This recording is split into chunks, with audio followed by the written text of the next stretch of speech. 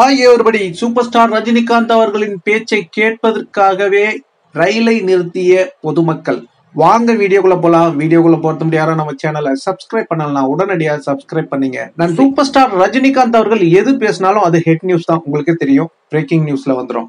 Super star ரஜினிகாந்துடைய பேச்சை கேட்கணும் அப்படின்னு இப்ப மட்டும் இல்லைங்க, 96லே மக்கள் அவ்வளோ ஈகரா வெயிட் பண்ணிட்டு இருக்காங்க. அது மட்டும் இல்லைங்க, ஓடுற ட்ரெயினையே நிறுத்தி எல்லா கிரௌடும் இறங்கி தலைவருடைய ஸ்பீச்சை பார்த்துட்டு தான் கைத்தட்டி கொண்டாடிட்டு எல்லாம் போயிருக்காங்க. இந்த தகவலை அம்மா ஜெயலலிதா அவர்கள் ஆட்சியில் இருந்தப்ப அவங்களுடன் இருந்த அந்த ஒரு விஐபி அவரே இந்த தகவலை பகிர்ந்திருக்காரு. அவர் என்ன சொல்லியிருக்காருன்னா, இந்த தகவலை நான் பார்க்கக்குள்ளே எனக்கே ஒரு மனசங்கடமா ஆயிடுச்சு. ஏன்னா மக்கள் இவ்வளோ கொண்டாடுறாங்க இவர் மட்டும் அரசியலுக்கு வந்தார்னா அவ்வளோதான், கண்டிப்பா முதல்வர் ஆயிடுவார் அப்படின்ற தகவலையும் நான் தலைவர்கிட்ட நான் பதிவு பண்ணேன்.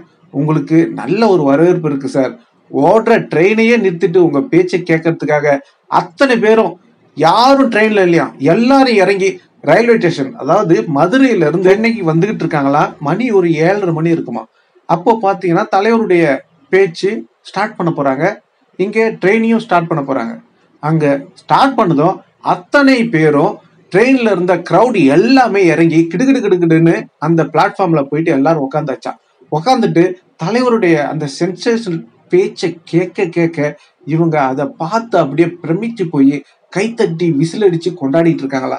அங்க இருக்கிற ஸ்டேஷன் மாஸ்டர், போலீஸ்காரங்க எல்லாரும் வந்து ட்ரெயின்ல ஏறுங்க அப்படின்னு கூப்பிட்டுருக்காங்க. யாருமே ஏறலையாம். அதனால ட்ரெயினே நின்றுடுச்சு அப்படின்னு சொல்றாங்க. தலைவருடைய பேச்சை முழுசா கேட்டு முடிச்ச பிறகுதான் அதுக்கப்புறம் தான் ட்ரெயினே சென்னைக்கு கிளம்புனதாகவும் அந்த தகவலை பகிர்ந்திருக்காரு. அதை நீங்க கேளுங்க.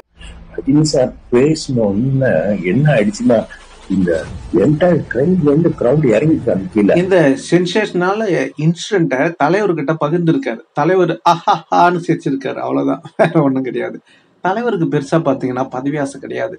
அப்பவே அவருக்கு பதவி ஆசை இல்லைங்க. இப்ப மட்டும் எப்படிங்க வரப்போகுது. இப்ப கூட அவரு அரசியல் வரேன்னு சொன்னது, நான் முதல்வர் ஆக மாட்டேன், நல்லா படிச்ச திறமை உள்ள புத்திசாலி ஒரு இளைஞனை நான் வந்து முதலமைச்சர் ஆக்குவேன் தலைவர் சொல்லியிருந்தாரு. உங்களுக்கு எல்லாருக்குமே தெரியும். அது மட்டும் இல்ல, ஒரு மாற்றத்தை கொண்டு வரணும், அரசியல்ல சம்பாதிக்கணும்னு நோக்கம் உள்ளவங்க வராதிங்க, ஏன்னா ஏமாந்துருவீங்க.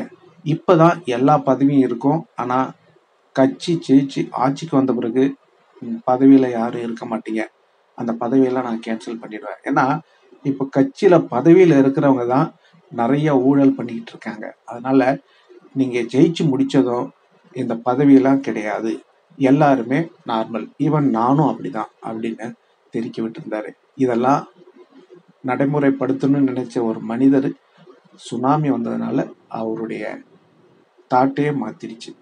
என்னால யாருக்கும் எந்த ஒரு பாதிப்பும் வரக்கூடாது அப்படின்னு. ஏன்னா அவர் வந்தாலே கூட்டம் கூடுங்க. கூட்டம் கூடுறது மட்டும் இல்லாம அவரை தொட்டு பார்க்கணும்னு நினைக்கும், கிட்ட வந்து பார்க்கணும்னு நினைப்பாங்க, போட்டோ எடுக்கணும்னு நினைப்பாங்க. இதெல்லாம் நடக்கும். அதெல்லாம் தெரிஞ்சுதான் என்னால யாரும் பாதிக்கப்படக்கூடாது அப்படின்னு நான் அரசியலுக்கு வரமாட்டேன், என்னுடைய உடல்நிலை குறித்து அப்படின்னு அவர் ஒதுங்கிட்டாரு. எது எப்படியோ, எது நடக்குதோ நல்லது. ஏன்னா அவர் பார்த்தீங்கன்னா ஒரு சித்தர், ஒரு மகான், அவர் கடவுள், அவருக்கு எல்லாம் தெரியும். கடவுளின் குழந்தை, என்ன நடக்கும் ஃபியூச்சர்ல எப்படி இருக்கும் அப்படின்றது அவருக்கு எல்லாருக்கும் தெரியும். அதனால அவரு எல்லாத்தையும் ஒதுங்கிடுவாரு. ஏன்னா நிறைய பேர் அரசியல்னு வந்த உடனே அவங்க அப்படியே மாறிடுறாங்க. ஆனா தலைவர் மாற முடியாது. தலைவர் உண்மையை மட்டும்தான் பேசுவார். ஆனா அப்ப இருந்த அரசியல் பாத்தீங்கன்னா உண்மையை பேசி மக்களுக்கு உதவி செஞ்சாங்க. ஆனா இப்ப இருக்கிற அரசியல் அப்படியே மாத்திட்டாங்க. என்ன அப்படின்னாக்கா, பொய்யை மட்டும்தான் பேசணும், மக்களுக்கு நல்லதே பண்ணக்கூடாது, நம்ம குடும்ப குட்டிங்க நல்லா இருக்கணும், அவங்களுக்கான சொத்தை சேர்த்து வைக்கணும் அப்படின்றது ஒரு பிசினஸ் ஆக்கிட்டாங்க அரசியலை. அதனால இந்த மாற்றத்தை கொண்டு வர்றது கொஞ்சம் கடினம் தான். இருந்தாலும் அவருக்கு அந்த உடம்பு ஒத்துழைக்கல அப்படின்றதுனால அவர் ஒதுங்கிட்டாரு. அவ்வளவுதான். இப்ப இருக்கிற அரசியல்வாதிங்க யாரும் மக்களுக்கு உண்மையா இல்ல, உதவியும் பண்ணல. ஆனா வர்ற அரசியல்வாதி யாருமே உண்மையா இருக்க போறதும் இல்ல, உதவி பண்ண போறதும் இல்ல. ஏன்னா அப்போ விஜய் அண்ணா வராரு, அவர் என்ன உதவி பண்ணாரு, என்ன பண்ணிருக்காரு? அப்பா அம்மாவுக்கே சோறு போடல, பொண்டாட்டி புள்ளைய வச்சு காவந்து பண்ண வக்கு இல்ல. இவரு எப்படி தமிழ்நாட்டை காப்பாற்ற போறாரு? ஒரு பெரிய கொஸ்டின் மார்க். இதை யோசிக்கணும் மக்கள். இப்ப இருக்கவங்க யாரும் எதுவும் பண்ண போறது கிடையாது, யாரும் எதுவும் செய்ய போறது கிடையாது. எல்லாரும் வந்தாங்கன்னா அந்த குட்டியில ஓடுன மட்டும் தான். இது எழுதி வச்சுங்க, இது நடக்கும். ஆனா இவங்க தலைவரை பத்தி தப்பா பேசுவாங்க, என்ன வேணாலும் பேசுவாங்க. ஆனா நாம அவங்கள பத்தி பேசக்கூடாது, தப்பு. எங்க தலைவர் வந்து அவரு ஒரு கடவுளுங்க, கடவுளின் குழந்தை.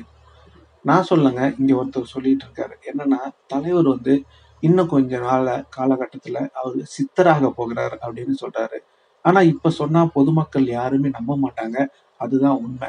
ஏன்னா சித்தர்கள் பாத்தீங்கன்னா, எல்லாரும் அவங்க வயதான காலத்துல ஒரு பழைய கோவில்ல போய் உட்காந்துருவாங்களாம். அதுக்கப்புறம் அவங்கள பார்க்கவும் முடியாதாம். அதுக்கு உதாரணமா அவர் சொல்றாரு, சூப்பர் ஸ்டார் ரஜினிகாந்த் அவர்கள் அப்படிதான். அவர் பார்த்தீங்கன்னா, மக்களுக்கு நன்மையை மட்டுமே செய்யக்கூடியவர். அவர் ஒரு மகான் சித்தர். ஆனா, இவர் கடவுளான பிறகு மக்கள் கூட்டம் அலைமோதும் அப்படின்னு சொல்றாங்க. ஆனா, இப்ப சொன்னா உங்களுக்கு அது காமெடியா தான் இருக்கும். எழுதி வச்சீங்க அப்படின்னு சொல்றாரு. இது நடக்கும் அப்படின்னு சொல்றாரு. நீங்க இப்ப சொல்றீங்க, நாங்க எப்பவே இருந்து அவர கடவுளா தான் வணங்கிக்கிட்டு இருக்கோம் அப்படின்றத நீங்க புரிஞ்சுக்கணும். அவர் சொன்ன வீடியோ இப்ப வைரல் ஆயிட்டு இருக்கு. அத நீங்க கேளுங்க. இப்ப இருக்கிற அல்லு சில்லுங்களுக்கெல்லாம் இது தெரிஞ்சிருக்க வாய்ப்பில்ல.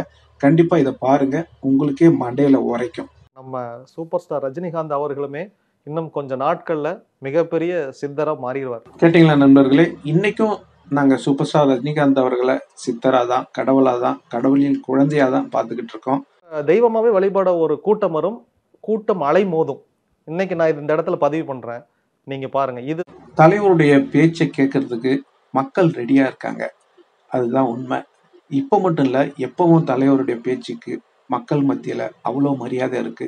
கண்டிப்பா இவர் சொல்றது உண்மைதான் அப்படின்றது நான் சொல்றேன். நீங்க என்ன சொல்றீங்க? உங்களுடைய கருத்துக்களை கமெண்ட்ல சொல்லுங்க. இந்த தகவல் உங்களுக்கு பிடிச்சிருந்தா லைக் பண்ணுங்க, ஷேர் பண்ணுங்க, கமெண்ட் பண்ணுங்க.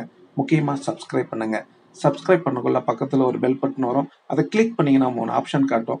ஃபர்ஸ்ட் ஆப்ஷன் ஆல்ன்றதை செலக்ட் பண்ணீங்க. நன்றி, வணக்கம், ஜெய் ஹிந்த்.